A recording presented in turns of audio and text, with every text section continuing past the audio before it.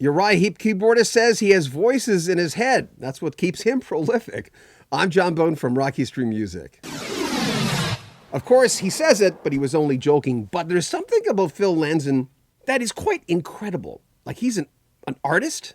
Go to his website. There'll be links in the description of this video. He's a very prolific solo performer. His latest albums are If You Think I'm Crazy and 48 Seconds. Amazing big productions. And of course, he's the keyboardist and background vocalist for Uriah Heep.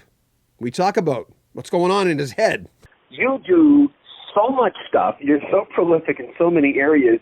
Let me ask you, have you always been that way? You write in so many different genres. Have you always been that prolific? Well, it's just the little voice in the head won't shut up.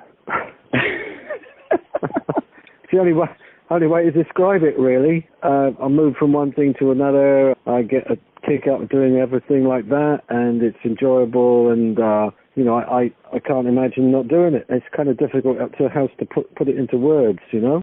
If you think I'm crazy, one of the things I liked about it is there's a lot going on that album. It's almost like you were getting inspiration from all sides of the world. Are some of those songs old, or are they all new songs? Yeah, some of them are older, yeah, for sure. They're, don't forget, I write a lot of music all the time, so, I tend to have a bit of a backlog, and depending on what project I'm on, I'll go into the backlog and see if there's anything worth pulling out, And on occasions on that album, there was a few songs. In fact, on the new album, I also have a couple of very old songs that I've rearranged and I've had orchestrated and stuff like that, giving them new lease of life and added bits as I go along. So I'm kind of like a classic painter. I do a picture and then 2 years later, 5 years later, I touch it up because I'm not happy with it. But as a kid, were you like that as a kid? No, definitely not. It's something that kind of started about 20 years ago, and in the story writing front, I started working on stories, short stories, just writing literature, and then it moved over to that direction. I kind of got hooked on that, and then I was writing songs as well, and then about 10 years ago, I started painting pictures and doing all kinds of crazy stuff, and I didn't know when to stop. When I lost my dad, I remember thinking, of course he's dead, no disrespect to my father, but what I was saying is my dad sat in a chair when he turned 65 and said, well, I'm done.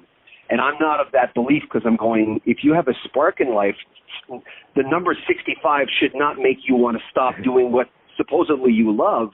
Is that part of why you continue doing it? You're just plugged into it? And do you have a newfound fancy of creating now? It's the 65 thing. Unfortunately, we were bred with that information as very small children, and our parents did that, and their parents before them, they did that. So, of course, it was hardwired into our DNA. That's why, luckily, a lot of us are pulling away from that ethic now, and we're moving off into just open time. There is no time anymore.